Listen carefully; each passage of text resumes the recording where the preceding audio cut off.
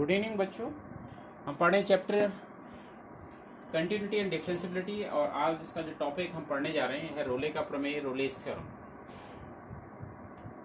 मान के चलते एक फलन है क्लोज इंटरवल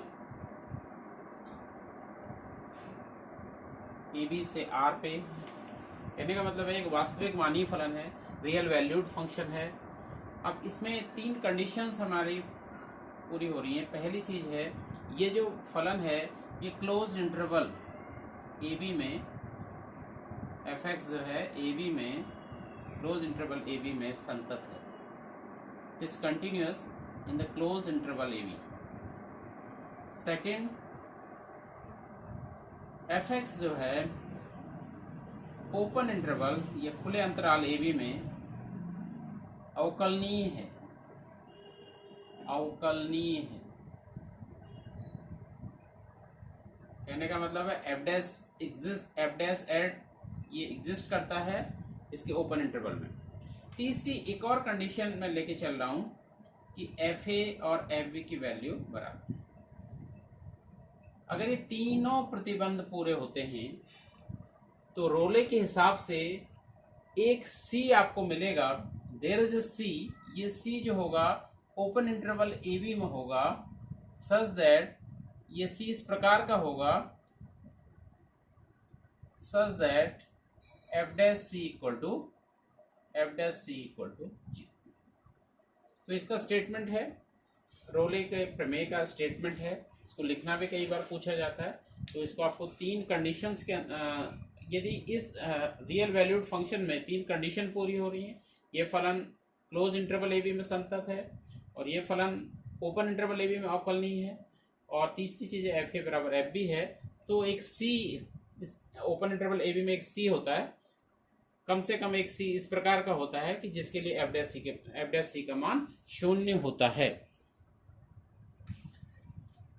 रोले के प्रमेय की ज्यामिति व्याख्या करते हैं। मैंने एक ग्राफ यहाँ पे बनाया है, एक्स एक्सिस का एक ग्राफ है, एक कर्व आपको दिख रहा है, एक वक्र आपको दिख रहा है। इस वक्र पर मैंने ए और बी दो ऐसे बिंदु लिए हैं जिनका y कोऑर्डिनेट बराबर है। आप देख रहे हैं इनका ऑर्डिनेट या y कोऑर्डिनेट जिसको बोलते हैं, y निर्देशांक जो बोलते हैं, वो बराबर है।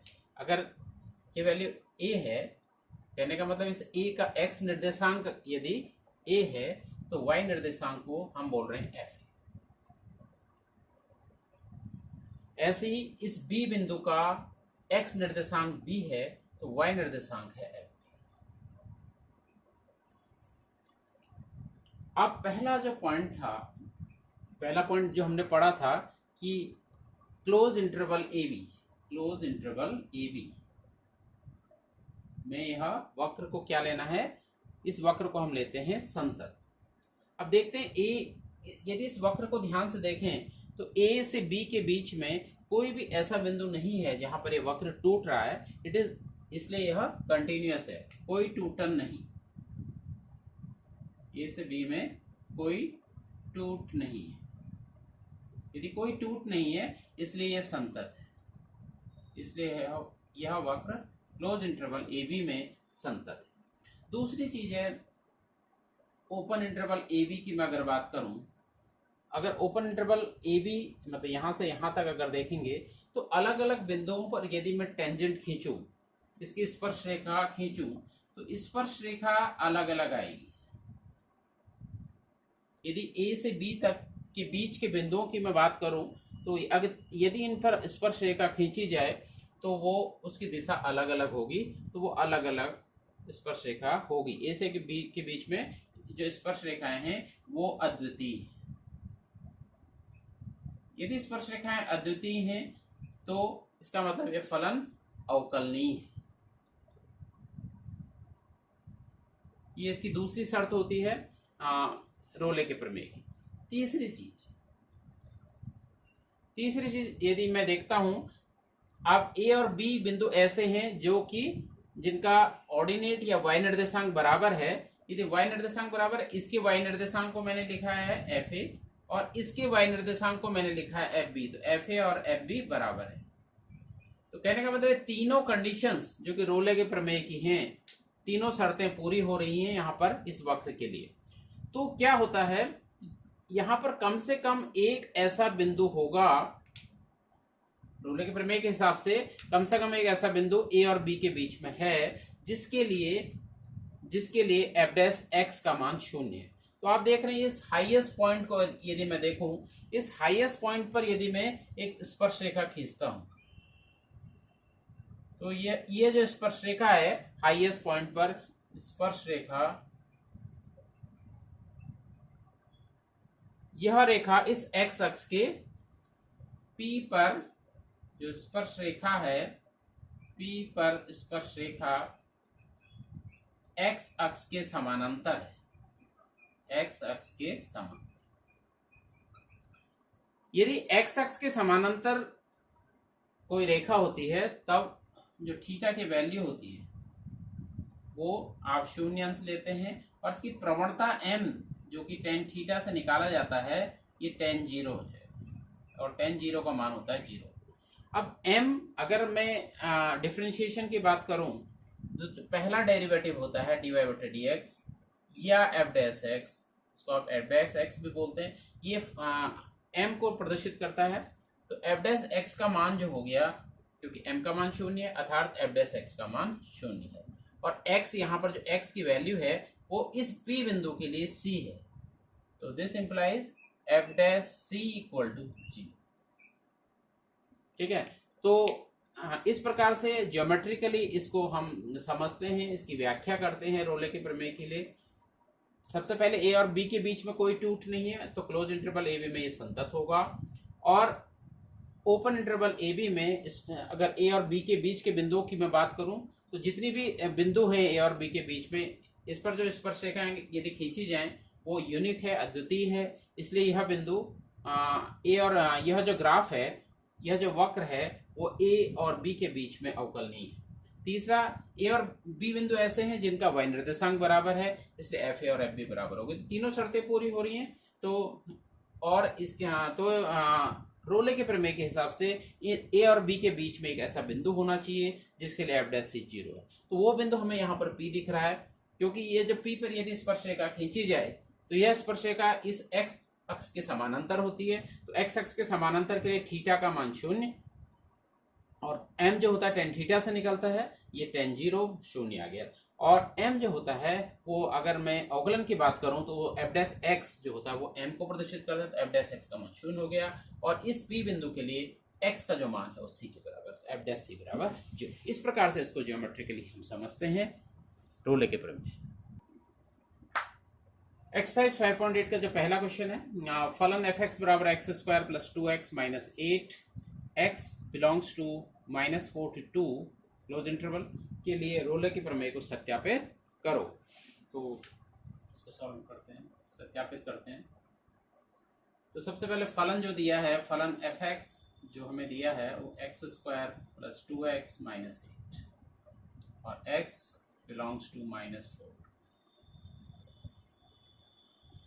अब देखिए f(x) जो है एक यहाँ पर आपको दिख रहा है, यह एक बहुपद फलन।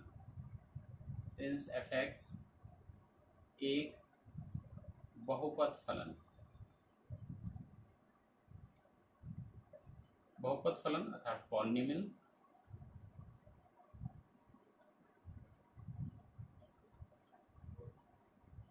f(x) जो है एक बहुपद फलन है, इसलिए यह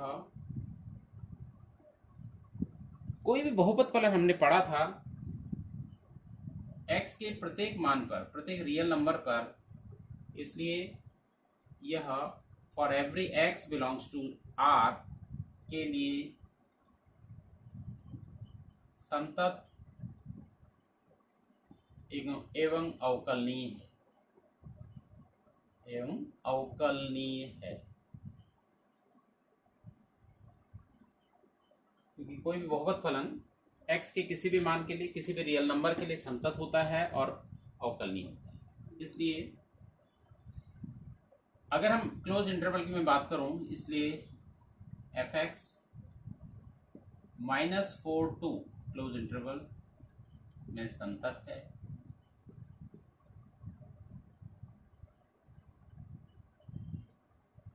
एवं F X -4 to open interval में वोकल।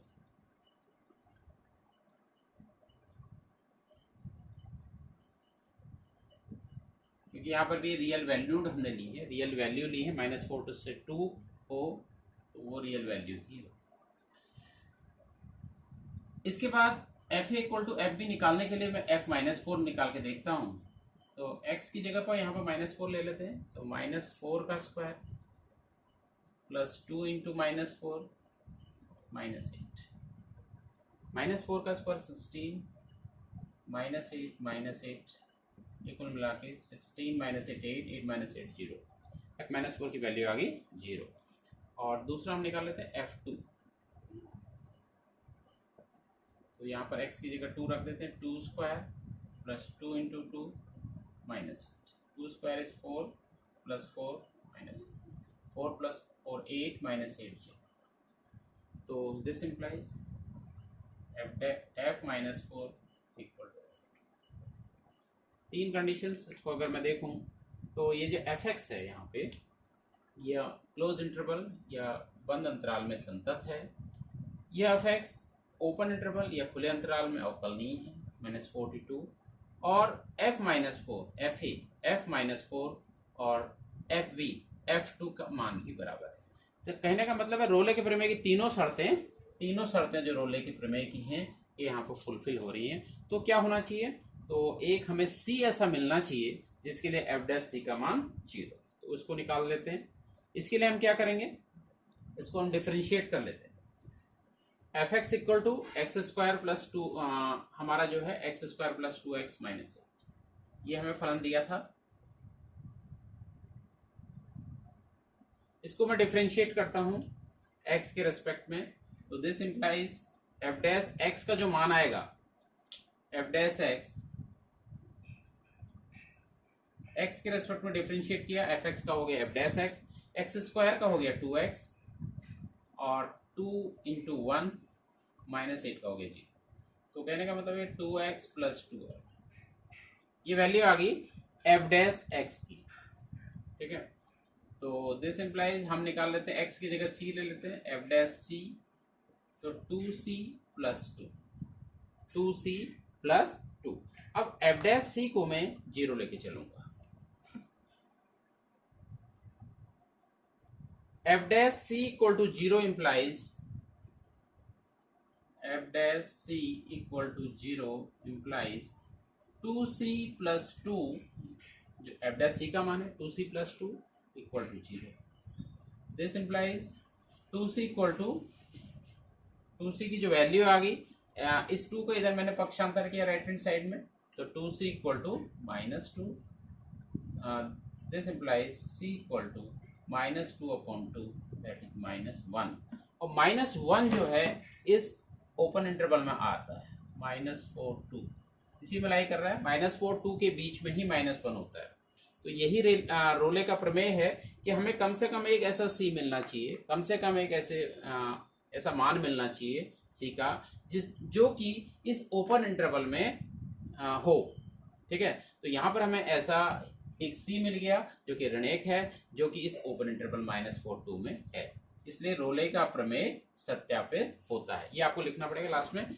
तो हमारी सारी कंडीशन पूरी हो गई है और सी भी हमें एक प्राप्त हो गया, इसलिए रोले का प्रमेय सत्यापित हुआ, ये आपको लास्ट में लिखना है।